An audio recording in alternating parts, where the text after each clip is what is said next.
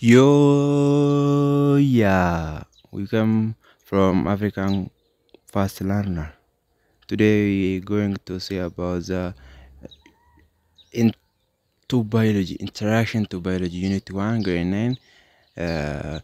Why interaction sensa biology, why biology rati, biology malte, if malte biology nga jorati, kanto kota kon kalalta, jechuda, lesson arranta tanarati, sanifu, akan ordoftan isin afera defines of biology section khanar keza kawan biology hika biology da mal biology ngajo akasumati why do we study biology malif qorana nuti malif qoanna biology malif khajo akan sele section 1.3 rati the scientific method malot science jechuudha tools of biology meeshaalee biology jechuudha laboratory tool khajo field tool meeshaalee laboratory fayyadamnu kan biology keessatti meeshaalee biology keessatti meeshaalee laboratory keessatti fayyadamnu fi karaa alatti yookaan laboratory alatti jechuudha field sogaa yoo iddoo lafa yookaan fakkeenyaaf amma meeshaalee fi fudhannee jechuudha laboratory dhaabaanee iddoowwan naannoo yookaan bakka mukkeen jiran fakkeenyaaf amma waa'ee qorannoo ilbiisaa barbaanne naannoo ilbiisni jiru san jechuudha laboratorii keessa osoo hin ta'in naannoo irra deemnee kan ittiin qorannu jechuudha. Fields of biology, tools of field biology irratti jechuudha. Hennuun kun meeshaalee naannoo deemnee ittiin qorannu jechuudha. Fakkeenyaaf amma X-ray microscope, electron microscope, and light microscope jechuudha. Microscope salphaa microscope compound kana keessatti immoo internal jechuudha compound microscope jechuudha osoo hin ta'in electron microscope kana jechuun ka electricity malee hin daleine jechuudha. Electricity hin daleine jechuun ifaa malee kan daleine jechuudha. Kanaan sababa kanatiif laboratorii keessaa fudhattee iddoo takka geessuu dandeessu. Saniifuu storage hin qabu jechuudha. Kuusaa ifaadhaa hin qabu jechuudha. Kuusaa ittiin kuufatan qabu. Amma light microscope takka compound microscope kan kun compound microscope the type of light microscope inni lens lama qaba. Saniif compound microscope yaaniin jechuudha. Saniifuu inni fudhattee deemteen iddoolee biraa jechuudha. Bakka laboratorii osoo hin ta'in naannoo irra deemtee wantoota qorachuu yookaan ittiin wanni baruu barbaachisan addaan baafattee ittiin hubachuu barbaachisan ittiin hubachuu dandeessa jechuudha. Iddoo irra deemtee jechuudha. Iddoowwan naannoo keessa jiran jechuudha. Akkasumas illee naannoo biraallee jiran deemtee ilaaltee ittiin qorattee ittiin kan ittiin waan san kana itti addaan baastee kan ittiin ibsatu ta'a jechuudha. Bifa saniin kan yaanuun kun fields tools of biology meeshaalee isaa biologyidha kan naannoo irratti gaggeeffamuu danda'u jechuudha. Laboratorii alatti jechuudha. Kutaa laboratorii ittiin gaggeessan malee noobatti hin jeenabdadha.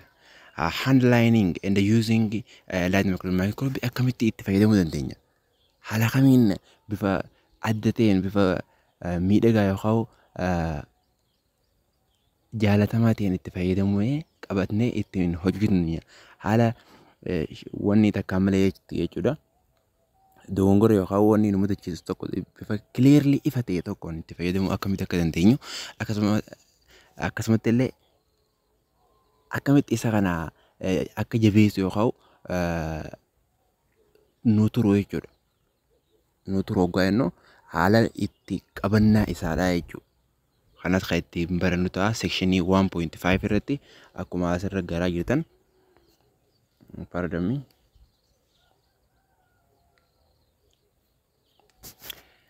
Section 1.5 handling and using of light microscope here. Okay, section 1.5.1 parts and function of light microscope. Kutaalee microscope da akkasumatti dalagaalee isaa jechuudha. Handling and using microscope. Kunis akkasumatti qabattee akkamitti isa kana control goone yookaan itti fayyadamni haali qabannaa isaa akkami kajoo itti fayyadamni isaa general laboratory of safety rule. Amma guutumaa guututti jechuudha akka laaboraatoorii keessatti bifa fayyummaan keenyaa fi fayyummaan meeshaalee nuti itti fayyadamnu sanii akkamitti akka eegamu yookaan bifa osoo miidhaan takka illee nu hin gaggeeffamne jechuudha. If eeggannaa fi bifa qulqullina qabuun akkamitti akka gaggeessinu kayyuu kan sekshinii 1.6 keessatti barannu ta'a. Saniifuu yuunitii kana keessatti jechuudha. Learning competences. Define chemistry, define biology, what is biology? Kajo addaan ibsita qabdanii jaa. Explain why biology is studied.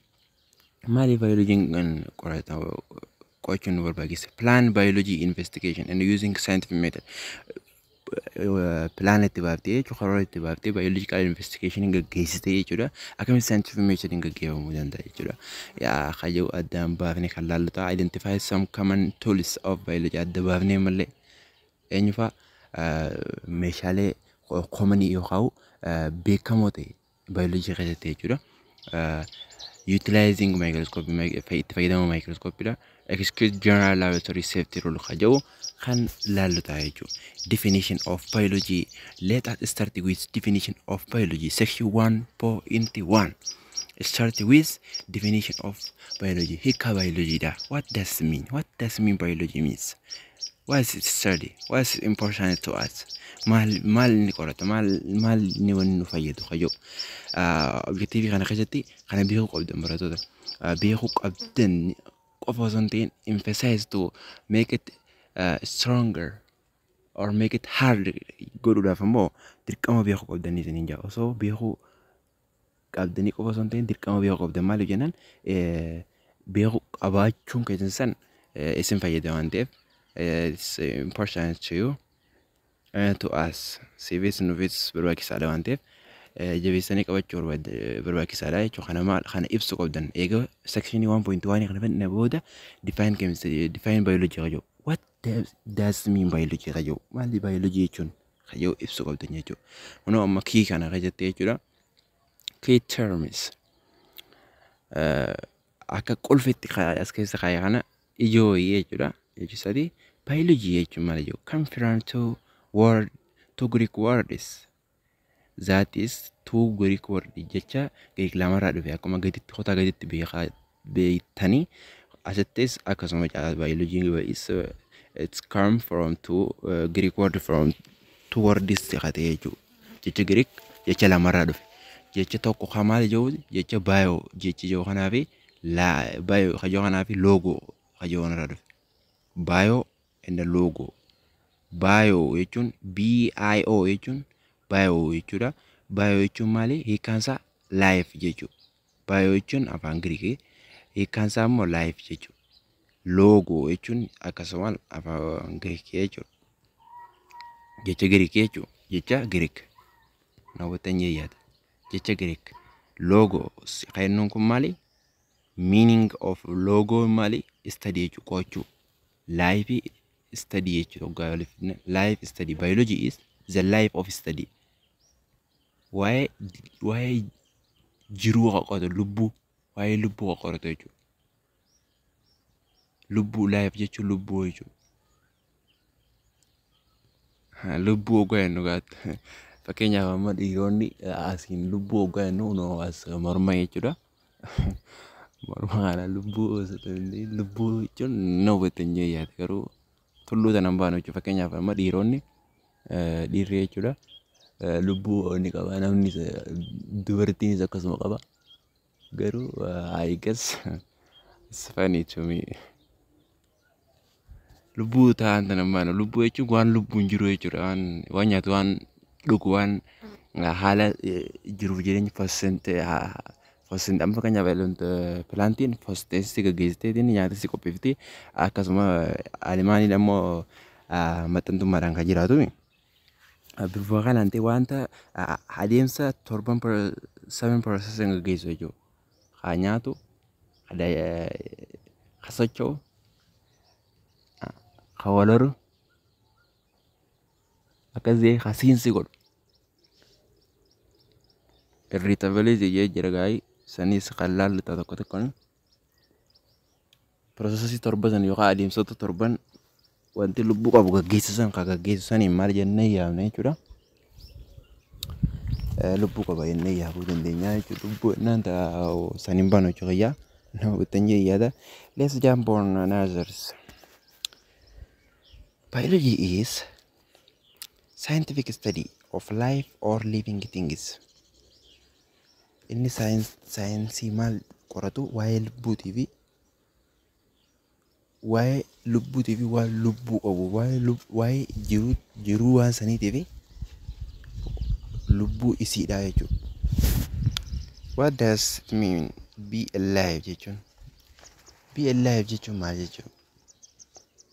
Alive jechuun lubbuu jechuudha, qabaachuu, jiraachuu, lubbuudhaan jiraachuu jechuudha. It seems very difficult to objectively define life. Akkuma kitaabni keessan jiru wanta lubbuu qabu kana ibsuudhaaf ni ulfaata. Very difficult. Ulfaata qofa san ta'in haalaan ulfaatadha yaa. Akkuma agartan very difficult to objectively define life jechuudha. In a simple sentence. Jecha hima xiqqaadhaan jechuudha. Life kana ibsuun ulfaataadha yaa. But garuu haa ta'u malee we recognize kana ni hubanna. Life mainly by common characteristics shared by living things, living system. Garuu kanumaan akkuma life kana simple sentence ilaan ibsuun salphaan ta'in sanitti ni hubanna. Wanni lubbuu qabdu takka waan komanii takka qabdu ni hubanna jaa. Recognize life mainly by common characteristics shared by living system. Adeemsota jireenyaa san keessatti jechuudha wantoota current terms kajennuun wantoota bu'uura ta'e tokko kan walii jechuudha beekamaa waan ta'e tokko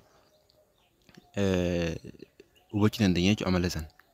Living things are composed of one or more cells. Wanti lubbuu qabu tokko jaa takkaa'u seelii takka lama ol qabaachuu dandeenya walirraa walitti qabame jechuudha. Complex and highly ordered yaamalee haalaan wal keessa maqaa fi akkasumatti illee oollatti jechuudha guddina bifa adda ta'een kan orderiin taa'e jechuudha kan orderiidhaan hoggaannu kan sadarkaa isaa qabate jechuudha.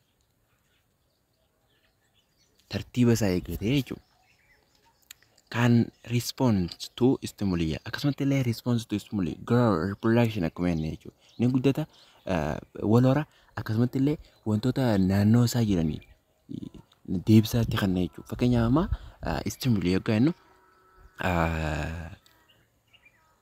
fakkeenyaaf amma rifate jechuudha. Rifaatu saniif deebisaa kannaaf jechuudha. What can I do after that thing? Kaja waan san booda maal godhuu danda'a?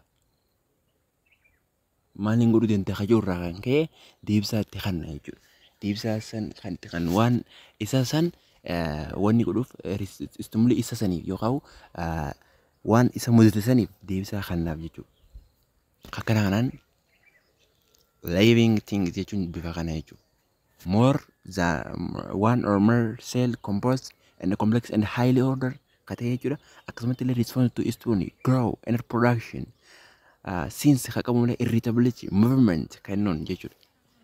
Cells torba 0% nutrition jenne. Transmit genetic information to their offspring. Shanyiiwwan isaaniitiif yookaan ilmaan isaaniitiif wannummaa isaanii dabarsaniif jechuudha. Waan fakkaachuu fakkii isaanii yookaan shanyii isaanii san ilmaan isaanii saniif dabarsan jechuudha. San jechuun koo fakkeenya isaanii fakkeenyaaf amma haaluma saayinsii keessatti jechuudha. Ilmoo fi ilmoon haadhaa fi abbaa fakkaatti fakkeenyummaa isaanii san dabarsaniif jechuudha. Transformation genetic information kennuun kana jechuudha. Transmit what? Genetic information. Need energy to accomplish the work. Akkasumatti illee energy yookaan humna barbaadan jechuudha.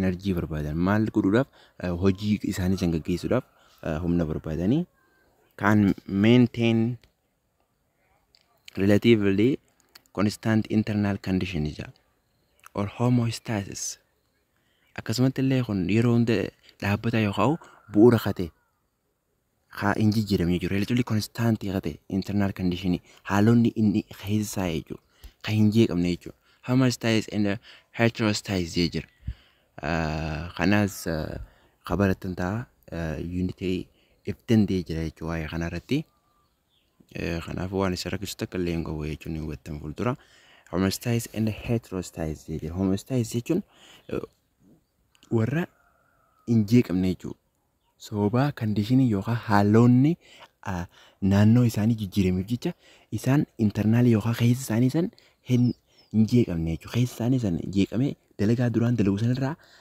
ibduba hin deemne jechuudha dalagaa isaa kontineessi qatti fuufattee fufiinsaan hojjetu jechuudha sababa alli san yookaan naannoo inni jiraatu san jijjiiramteef jecha inni keessa fakkeenyaaf amma garaan keenya yookaan qaamni keenya daayeeshiin godha nyaata gaafa nyaannu daayeeshiin godha yookaan inni bulleessaa jechuudha sababa amma oowwii takkaa'u qabbanti naannoo keenya kana jirtuuf jecha nyaata san daakuus hin dhiisu jechuudha sababa sanii jecha daakuus hin dhiisu jechuudha saniifuu akkana kanaan homostasis jennaan warra heterostasis kan jennuun ammoo asirratti homostasis heterostasis opposite faallaa walii waan ta'aniif akkasinis heterostasis sanis akka hubattaniif jee yaade heterostasis jechuun warra haala alaata nama kana environmentiin sababa oowwaatiin takka sababa qorraatiin jechuu qabban yookaan qorraatiin keessa isaanii san jeeqama jechuudha yeroo keessa isaanii san jeeqame fakkeenyaaf daayeeshiin kan duraan godhu hin danda'u jechuudha fakkeenyaaf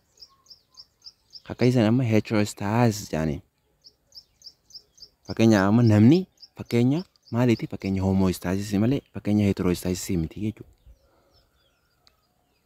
na hubattan jeeyyaate homostasis jechuun namni fakkeenya homostatisiti sababa naannoo inni qabbana yookaan qorri yookaan takkaa'ummoo ho'ee jecha waan qaamni keenya duraan internaalii keessa isaa dalagaa jiru san jechuudha dalaguun dhiisu jechuudha akkanaa kanaan maal jennee yaamnaa homostasis example of homostasis jechuudha warra example homostasis jechuudha okay are capable evolutionary adaptation to environment akkasumatti illee dandeettii qaban maaliif naannoo sanii wajjin evolutionary ta'anii naannoo isaan jiran sanii wajjin wal lolanii jechuun koo wal loluu harkaan yookaan waltummoo osoo hin ta'in wal loluu yookaan wal moofachuu aaruu osoo hin ta'in internaalii keessi isaanii jechuudha itti jibbate challenge itti ta'e jechuudha ittiin addatee itti humna isaan kafaltii isaan gaafachiise jechuudha naannoo sanii wajjin wal baruudhaaf kafaltii isaan baasise sanii jechuudha capable ta'an naannoo isaaniitii wajjin wal baruudhaaf jecha sababa oowwa saniitii jechuudha waa'ee evolutionidha tokkoon baratan ta'a evolution eegas kutaa 12 irra turte yoonnoo amma karaa isin jirtu kaarikulamii ammaa kanarraa jechuudha yeroo amma dalagaa jirtu kaarikulamii kitaabonni kutaa 12 gadi lakkifamne waan ta'eef yeroo amma viidiyoo dalagaa jirtu tanatti jechuudha kitaaba darbeerra jechuudha kaarikulamii yookaan bara 2015 duraa jechuudha 15 duraa keessatti boqonnaa afurri turte waa'ee evolutionidha jechuudha amma immoo hin beekne egaa evolutionii kan tokkoon baratan ta'a yookaan hin jiraanne ta'es evolutionii mata duree isii qabadheetiin maal akka ta'e jechuudha yookaan yeroo jiraatu taate kaanii mata duree isiniif galakkisu ta'a kanumaan akkanaa hubattanii barbaada evolution ka adaptation waan san baruudhaaf environment yookaan naannoo isaanii san baruudhaaf jecha evolutionii isaan natural selection kan jennuun jechuudha waa'ee Darwinism theory nama jaamutu waa'ee natural selection kana qorate illeedha kutaa 10 irratti ni barattanii waa'ee kanaatis jechuudha Darwinism theory kanaas jechuudha kan hin jiru kanaas haa hubattan taasaniifoo asirratti immoo evolution adaptation kanarra godhuudhaaf jechuudha naannoo isaanii san baruudhaaf fudhachuudhaaf qabsaawan jechuu akka maleedha. Kanaas kan hundinuu waa'ee maaliitti waan lubbuu qabaniif jechuudha. Wanni lubbuu qabu kana jechuu kanaan beekamti jechuudha. Composed one or more complex highly responsive stimuli grow and reproduction transmit genetic information to offspring zeerii isaanii jechuudha. Isaaniitiif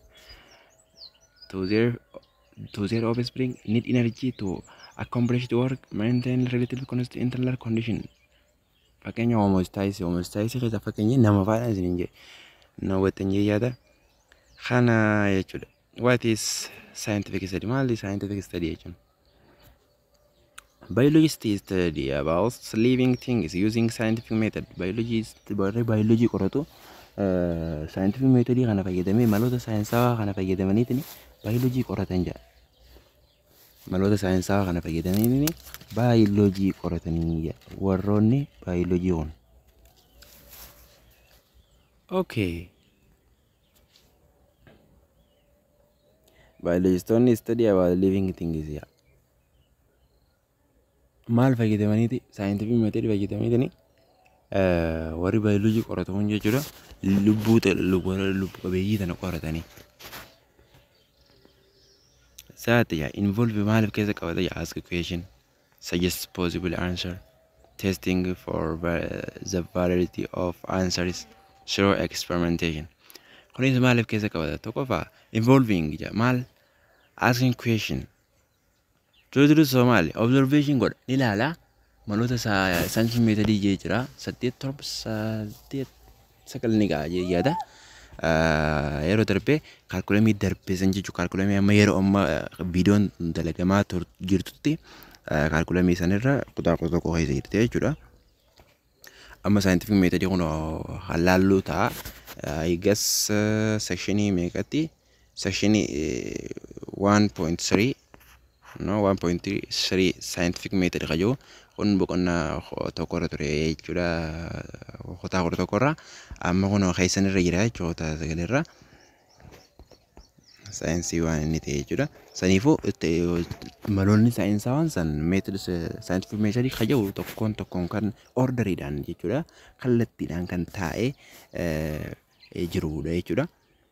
Saniifuu kan wajjin ilaallu ta'a tokkoffaa observation ni ilaalta waan sana maali wanti tun jettee gaafiif gaafatte jaa eegas boodoo suggest jaa ni gas yookaan ni yaadda akkana ta'uun oolu wanti kun maal akkana jetteetini tilmaamte jechuudha. Eega tilmaamte san boodoo waan tilmaamte san dhugaadhaa ka jiru hojiidhaan agarsiifte jechuudha. Experiment yookaan bifa praktikaala yookaan hojiidhaan agarsiisteetini wanti ati yaaddisan yookaan ati kana ta'uun oolu jettee duraan tilmaamte san dhugaadhaa ka jiru hojiidhaan agarsiifteetini dhugamoo sobaa ka jiru. Akkasii yoo ta'u jettee ammas suggestion yookaan waan ati yaaddisan jijjiirratta jechuudha. San dhugaa dhugaatti. San dhugaa ta'uu gaafa sanis akkas godhee bifa saniin experimental deemtaa jechuudha. Okay, this is scientific kana jechuun scientific jechuudha.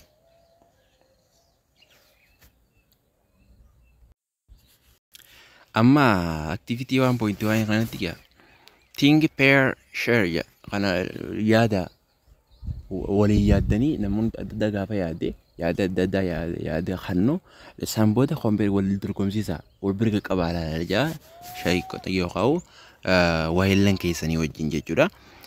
Write down common properties of living things that distinguish them from non-living things and compare your answer with other students. Barattoota biraatti wajjin wal dorgomsiisee waan ati deebifte san jechuudha. Deebisaa san barattoota inni biraatti waan deebisan san wajjin wal bira qabaa waliin ilaalaa.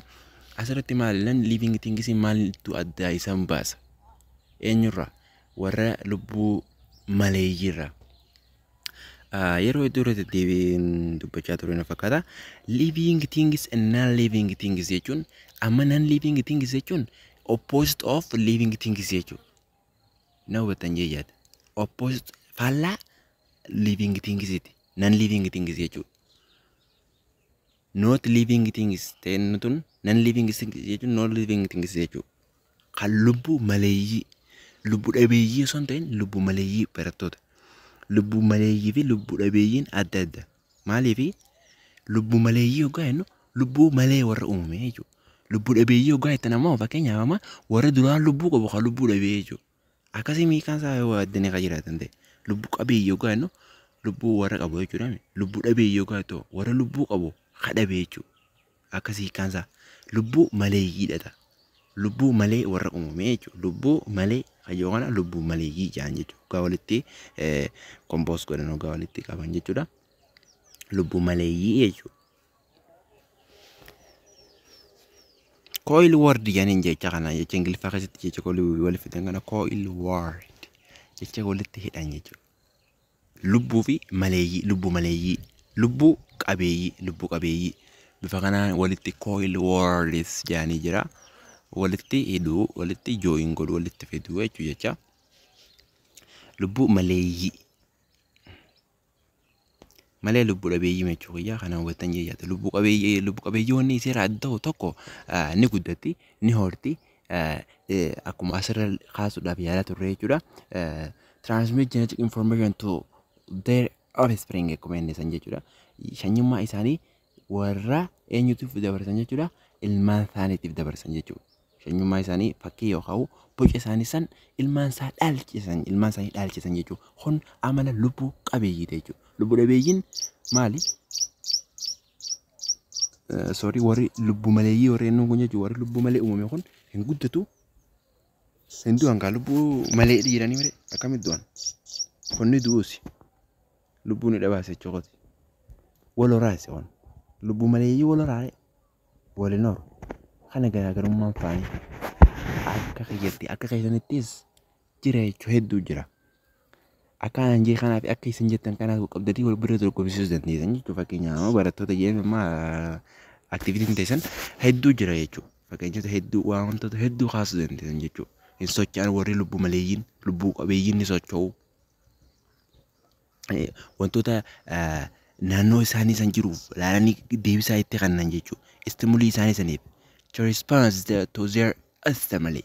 Stimuli yookaan wantoota isaan kakaasu saniif miirota isaan kakaasu saniif deebisaa yookaan ni qabsaan jechuudha. Challenge godhan jechuudha. Kana garaagarummaa isaanii akka keessatti jechuudha. Akka keessanittis himachuu dandeessan jechuudha. Hedduudha jechuudha. Tarreessanii waan dhumu miti yaada. Okay, let's move on.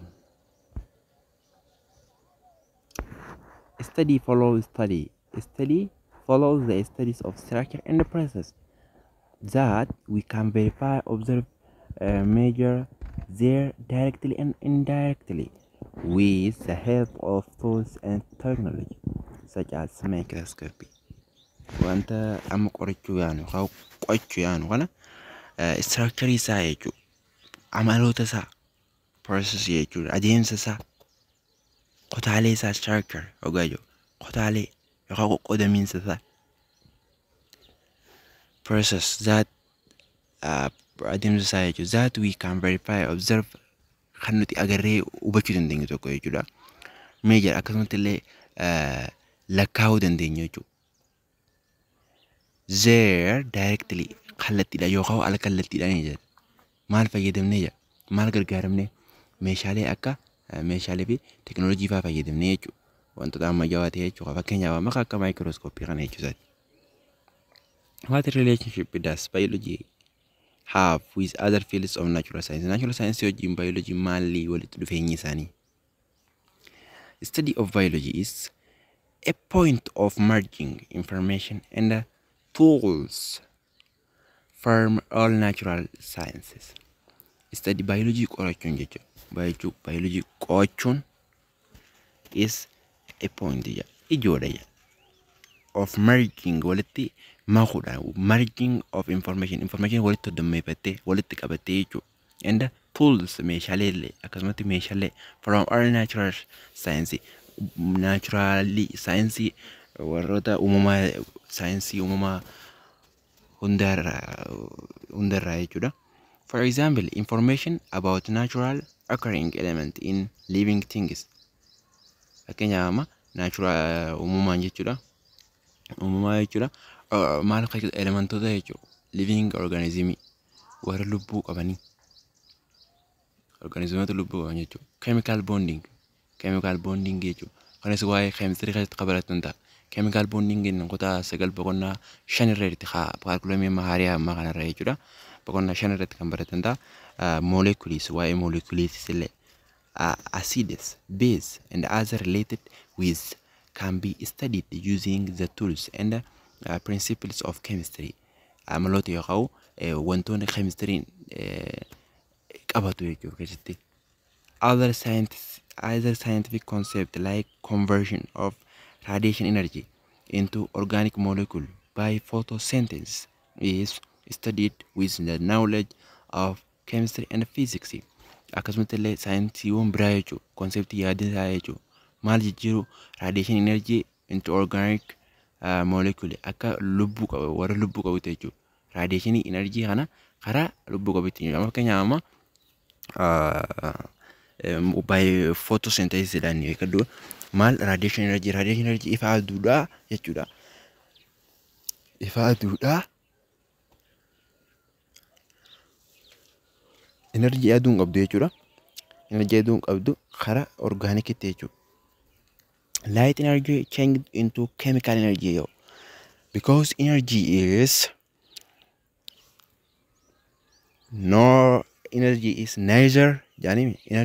neither destroyed nor created but it is converted or transmitted energy hin uumamtus hin baddus garuu ni jijjiiramti from one energy to another qajeew wanta energy takara energy biratti fakkeenyaaf light energy change into chemical energy by photosynthesis or radiation energy changed into organic energy. Energy ifarraa jechuudha. Energy ifarraa karaa energy keemikaalawaa ta'etti jijjiiramte jechuudha. Eenyuun photosynthesis dhaan yookaan radiation energy karaa organic energy jechuudha. Into organic jijjiiramte jechuudha. Organic molecule ta'etti jechuudha. Molecule organic ta'etti. Molecule jechuun wantoota lama yookaan lama oli jechuudha. Okay, molecule is built from elements. Elementary molecule. Also molecule makes compound, isn't it? Kana chemistry kata kabalina baratinta molecule compound yuma jechuudha. Fakkeenyaaf oxygen maali? Molecule yanta hydrogen yoo molecule yanta maaliif H2 yookaan O2 maaliif isaan stability waan ta'eef stability yookaan tasgabbaa miti uummata tasgabbaa miti saniifuu stability ta'uudhaaf lama ta'anii taa'uu qaban jechuudha. Seera chemistry kana kan laaltan ta'a. Chemistry keessatti bal'inaan baratanii saniifuu waan isirra akkasumas qabu. Conversion into organic molecule by photosynthesis dhaan karaa radiation energy karaa organic molecule jijjiiree jira. Okay, it's a study with knowledge of chemistry, physics, hojii baratan jaa. Okay, amma santii ibsuu qabdan jechuudha. Gaafii reefoon tana jalqaba irratti kaasuuf yaalaa turre. No, tana jechuudha. Define biology. Biology is a science. Study what? Study life or living things. Waa'ee lubbuuf lubbu qabeeyyi kan qoratu jechuudha inni. Biology'n jecha lamarraa dhufeen. Jecha lamaan san baay'oo fi loogos jechuudha. Jecha Greek lamarraa jechuudha. Bios jechuun lubbuu yoo ta'u, logos jechuun life yookaan qorachuu jechuudha. Waa'ee lubbuu qoratu jechuudha. Explain relationship biology and other subjects. Biology akkamitti karaa biraatti science subject biraatti jechuun akkamitti walitti relationship walitti dhufeenyi isaanii maali? Biology nama fakkeenya waa'ee molecule haynu kana radiation energy change into organic molecule haynu kanatti moleculein kan eessa keessa beekama? Bakka chemistry keessa beekama. Asitti maali hojii walitti dhufee jechuudha? Chemistry hojii walitti dhufee jechuudha. Bifa kana fakkaataa. Fakkeenyota biraas kaasuu dandeessanii. Okay, section 2.1.2 keessatti maal jaa?